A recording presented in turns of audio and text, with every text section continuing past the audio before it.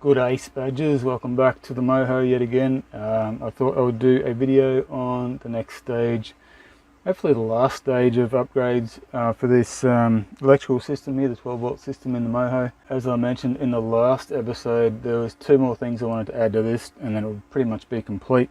One thing was a cooling fan just to blow a bit of air through this whole compartment here, keep it a little bit cooler. The other thing was a small fuse box just to run my DC loads off, mostly to tidy everything up, also to make it easier to isolate stuff if I need to, if there's problems with anything. All the bits and pieces have arrived. All the main components are the little fuse box itself. It was like 30 bucks off eBay.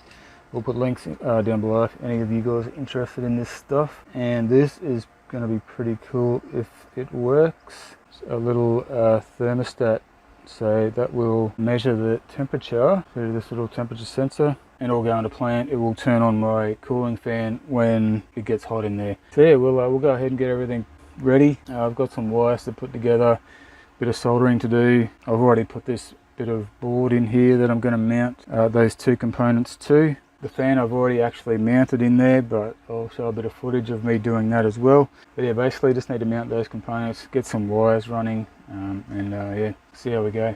I'm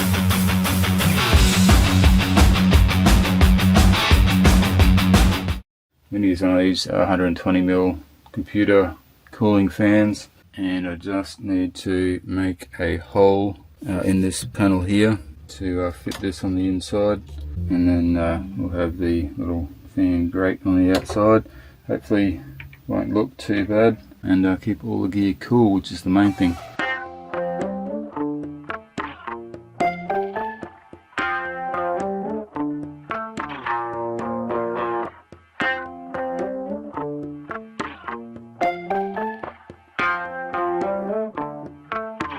Alright, as is always the case with this stuff, takes twice as long as what you think it's going to take, which wouldn't have normally been that big of a deal, but I had all my DC loads disconnected while I rerouted all this wiring, and of course that meant the fridge was off for an extended period of time.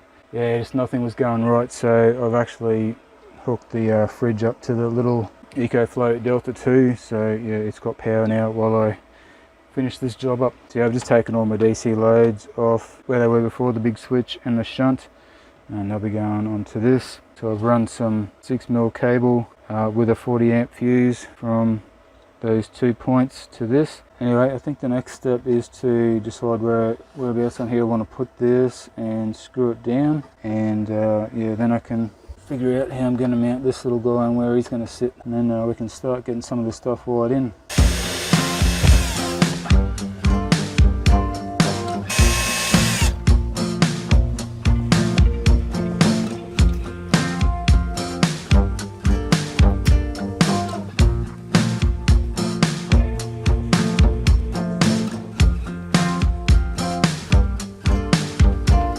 Alright, so that's the fridge connected up. Now I'll chuck the fuse in to power this up and see what happens. Oh, I need to put a fuse in there too. I think a 10 amps heaps for the fridge. Okay. I'm just using a 40 amp fuse for the whole fuse box. Yeah, see if the fridge is going.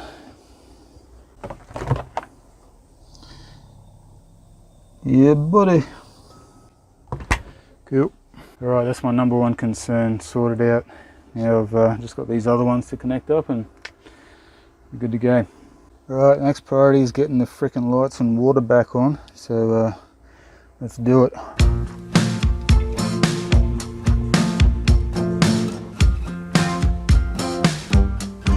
Probably tell these wires are massive overkill for these little connectors, but that's all that will fit on there.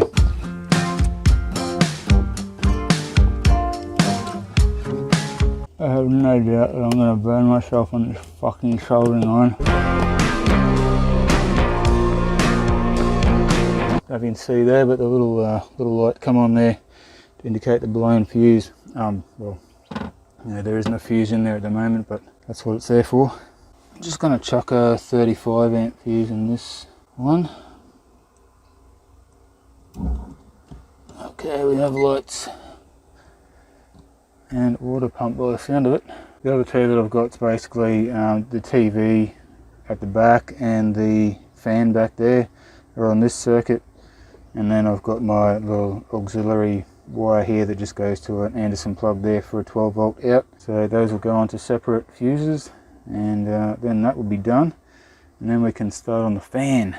Now just keep in mind guys, if you get this particular fuse box, it is rated, they say that it's rated to 100 amps total, so that's for the whole thing, but each one of these circuits has a maximum rating of 30 amps. I think that's everything now except for the fan, so yeah, cool. I'm excited to try that. I think well, the fridge door is about 60 watts total, so what's that, about 5 amps. The lights and everything, it depends how many you've got going. Obviously the pump draws about 5 amps, the lights probably a few amps. Yeah, I don't see any way that I'll be overloading this this thing. Right, hey guys, it is the next morning. I want to get this wrapped up before it gets too hot, because yeah, it gets really hot doing this sort of stuff when I can't have fans blowing and shirts off for the video. But we are up to the fun bit. Basically all we've got to do is wire in this little thermostat to control the fan down here. I have already attached that to the board with some screws, and because the soldered components sort of legs stick through on the bottom, I had to raise it up a little bit, so I've just put some plastic spacers underneath each corner. I'll just knock up some wires quickly, and then I'll show you guys how we wire this thing up. Okay, so first things first, we've got obviously a positive coming off a fuse here. Now this fan, because it draws bugger all, less than 1 watt basically, doesn't need to be a big wire, so I've just got a thin wire here going to the positive, the 12 volt positive, which is the second one from the right. And I've also got a little jumper wire in there with it, basically just soldered 2 wires together like so. And then this other end of this one, this short one, will jump across to the relay, so the one next to it basically. So I think that's how it goes, so we'll just try it anyway. Suck it and see, I reckon. We'll screw that one down. I have, of course, left the fuse out up here for this circuit while I'm doing this. And yeah, we just fold this one around to power our fan. So the power will flow from this terminal through here, and that'll go to the fan. And the relay is closed. So this here is my positive and negative from the fan. It goes to the fan. The positive will go to this one here. The negative will go there, and that negative will also go to the negative on the fuse box. So we'll have 2 wires coming out of this one as well, 2 negatives, if you know what I mean. And then we'll see if that actually works. Okay, so I've got my negative here. That grey wire there is the negative to the fan, and that one goes to the negative on the fuse block, and this here is the positive to the fan. So pretty simple. Should be able to connect these negatives here into that little block there. I don't like the feel of that. That screw stripped out or something. Okay, so yeah, that little screw there, terminal, is stripped out. It won't tighten up, so what I'm going to have to do is solder these negatives onto just on the back terminal here on the soldering point. Not a big deal, we can do that and it'll work just fine. I'll do that, and then we'll just about be ready to power it up. Alrighty, it's time to power this thing on. I've got a little 3 amp fuse here. It's about the smallest I've got.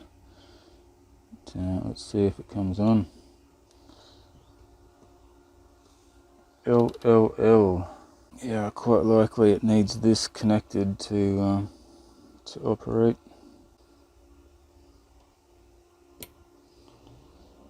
There we go. Hopefully you guys can see that. I think it's probably flickering a bit on the screen, but it says 30.2 degrees and the fan has actually come on, so it must be set to lower than that. So yeah, so if we go to set P0, you can either change that to heat or cool. So if you hooked up, say, a heating lamp to an incubator or something like that, you could have it set to come on if it gets below a certain temperature, and you can actually run 240 volt loads through this little relay too. So I'm just doing 12 volt stuff obviously, but yeah, P0 is on cooling, so I'll leave that. Yeah, I think if we just tap this set button once, we can set the temperature. Sorry you guys can't see what I'm doing here, but there's a little LED here that lights up when the fan turns on as well. Okay, so I checked the instructions, and there's I don't know how to say the word, hysteresis or something, but it's a difference in temperature that you can set. So it's by default set at 2 degrees, a 2 degree difference. I've got the trigger temperature set to 32 at the moment. The 2 degree difference will mean that it won't actually come on until 34 degrees. There we go. I hope you can see that there, but yeah, the fan's kicked on at 34 degrees, and it won't actually turn off again until it drops below 32. So that's that 2 degree difference. So it's going below 34 again and still on.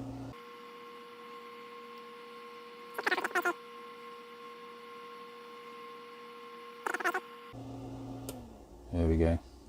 Clicked off. Cool. Alright, so it's working. Just need to figure out where I'm going to stick this thing. Stick the little... Oh look, that'll fit perfectly down there in between the DC to DC controller, because that's probably the main thing that I'm concerned about getting hot. There's a little DC to DC here. Oh, the fan just kicked on. So yeah, if I slip that temperature sensor down here, I'm not sure what temperature I'm going to set it to yet. It's only, yeah, not that warm yet.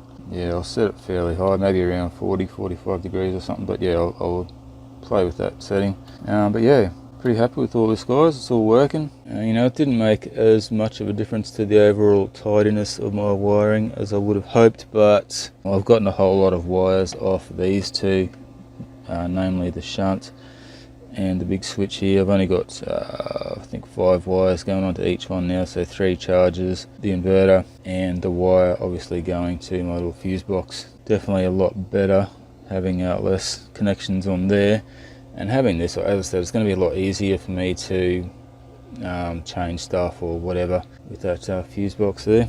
And I found some little stickers that came with it that kind of make a little bit of sense as to what each one is. And yeah, having those little lights that light up when a fuse blows is pretty handy. So yeah, all in all, pretty happy with the outcome. So there you go, another successful mission. As I said, I will put links to these 2 items on eBay for you guys down in the description. This one here, this W1209, is literally $5.60 or something like that delivered. So that is cheap as. This fuse box, they're about $29 delivered. You can get bigger ones too. They have ones with, I think, 12 outputs. I think there was 3 different sizes. But yeah, very happy that that's all worked out. I think this is it now. I'm done with this. I keep saying that. I just love tinkering with this stuff. But anyway, I'm done for now. As always, I hope somebody has got something out of this video. And yeah, we'll catch you guys on the next one. Cheers.